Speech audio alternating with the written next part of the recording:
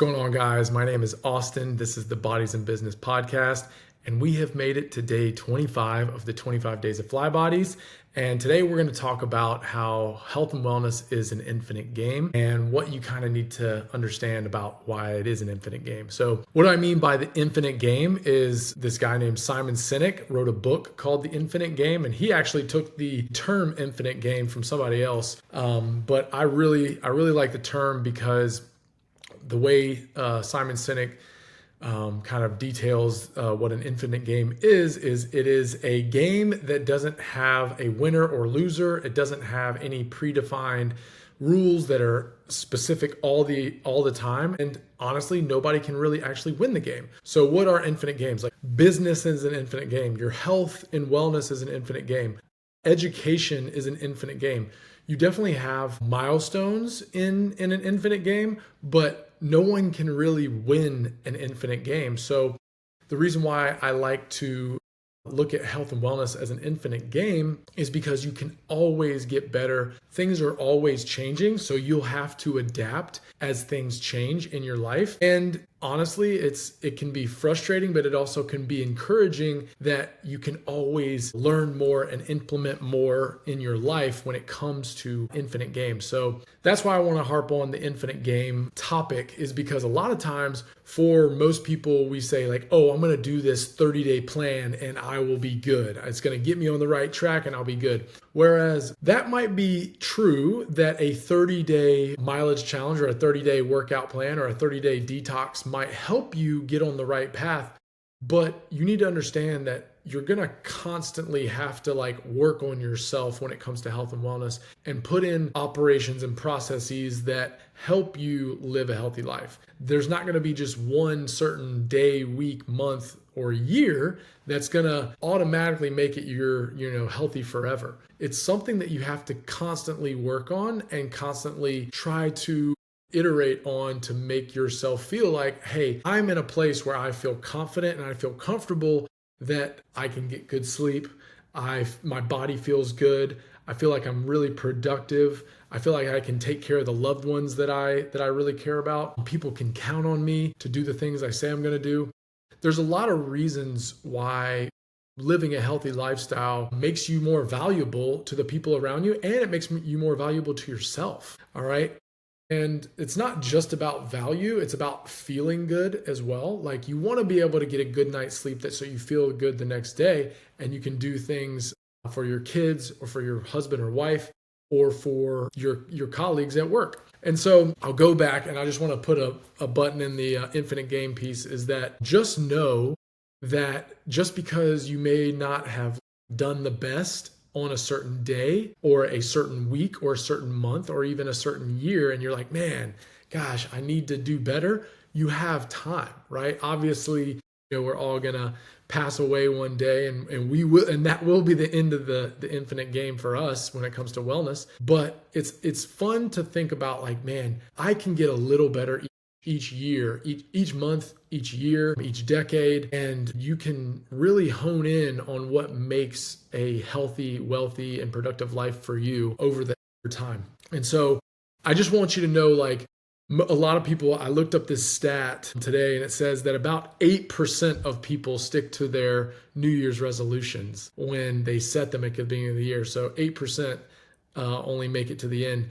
And that's because a lot of times we set just too high a bar for ourselves and we kind of fizzle out after maybe a week, a month, a couple of months. And so one thing I've been thinking about is, especially in fly bodies, is what can I do on a day-to-day basis consistently throughout the year, right? Because those are the things that are really going to make the biggest impact over the long term. It's not the 3-day juice cleanse. It's not the week-long food fast. It's not the, month-long HIIT workout every day challenge. It's the 15 to 30-minute walk that you take every day after lunch that allows you to hit your mileage goal for the day. And you do that for an entire year. That is what really puts that money in the wellness bank. And so for everyone's is going to be a little different where they are in life and how much time they have to dedicate to the wellness area of their lives. But you just need to know, like, think about something where I could do this every day if I wanted to. Like, something I can do every day is I can get up and go for a 15 to 30-minute walk outside in the morning, set my circadian rhythm, and then also maybe listen to a podcast or get my thoughts ready for the day. And then that kind of sets me on a good trajectory to have a good day. So for something like what you're thinking of, like, think of something that you can do every day. Like, you brush your teeth every day, you go to bed every day, you do all these things every day. When you are able to do something every single day, sit down and write for, 15 to 30 minutes if you want to write a book or something like that. But I think a lot of people just think in so short amount of time that we don't look at the bigger picture. Instead of saying like, hey, I'm going to think about this month. No, you need to be thinking, okay, what can I do as a small thing each and every day for an entire year? And then we can reflect on that the following year to be like, man, I can actually add more to my plate. Or, that was really tough. I can keep doing that. So the year is long, okay? The year is really long, but take it 1 week at a time. Break it down in those manageable chunks. So one thing I thought about the other week was putting on your mask before you put on other people's mask, right? They say that on an airplane, when you have a drop in cabin pressure, the things drop down, and you're supposed to put your mask on first before you put on your kid's mask and before anybody else's mask.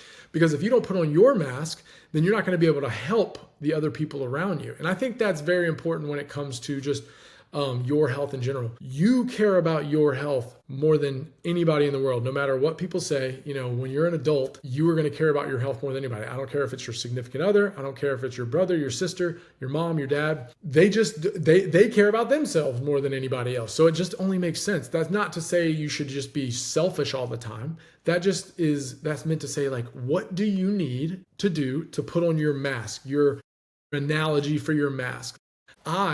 For Austin, I love working out because it makes me feel good. I love drinking water and eating healthy. I love taking my walk in the morning because it kind of sets me on the right path. Those things I have found are really helpful for me to put my mask on so then I can help others in the best way possible. My health mask is working out, drinking water, eating healthy, doing my 15-minute walk in the morning, trying to go to bed early. That doesn't mean that there are times when I maybe go do stuff for other people without putting my mask on fully, or like doing something like that, because some things just have to get done. So you're not going to always be able to do the things you want to do in that moment, but you can try to set yourself up to be able to accomplish those things the best you can, and plan and adapt and try to foresee, like, hey, what's gonna, like, have a plan in your mind, like what's gonna happen, and over time you start to learn how can you fit these things in your life without it being a cumbersome thing, and without it affecting the rest of your life in a negative way, right? Because I think a lot of people think, oh man, I can't do this because, or like for me, my wife loves to work out on her own. I love to work out on my own. I have tried my best to fit in my workouts so that I'm not always like leaving her out to dry, in the sense of like hanging out with her at night or something like that. Also, what you care about most, you will find time to do. All right. And sometimes just life is just so crazy. It can be really, really crazy. I get that. It's a matter of being able to fit those small wins in to make yourself feel like you're still on that trajectory. All right. And that's about it, guys. I think I really enjoyed doing these 25 days of Fly Bodies just because there's so many different topics to talk about. We got sunlight exposure, we got stay hydrated, we got power naps, we got dopamine, actionable goals. The list just goes on and on and on about fun things you can implement in your life this year that will help you reach your health and wellness goals or get you to where you want to be. And so that's all I got for these 25 days. I hope you guys enjoyed listening to these helpful tips and tricks, hopefully.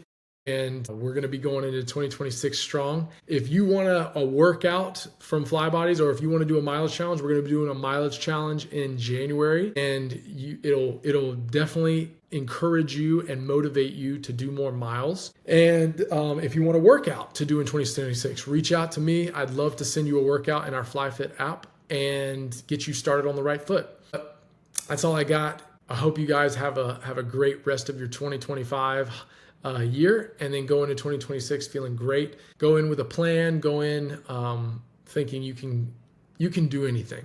to be honest. You can do just about anything that you put your mind to. And 2026 is going to be a big year for me, my family, my wife, Fly Bodies, and I'm excited for 2026 because we're going to just keep grinding and doing big things. So that's it, guys. Thank you so much for listening to these videos. And if you have any feedback, I'd love to hear them. And thank you so much. Have a great day. Get after it.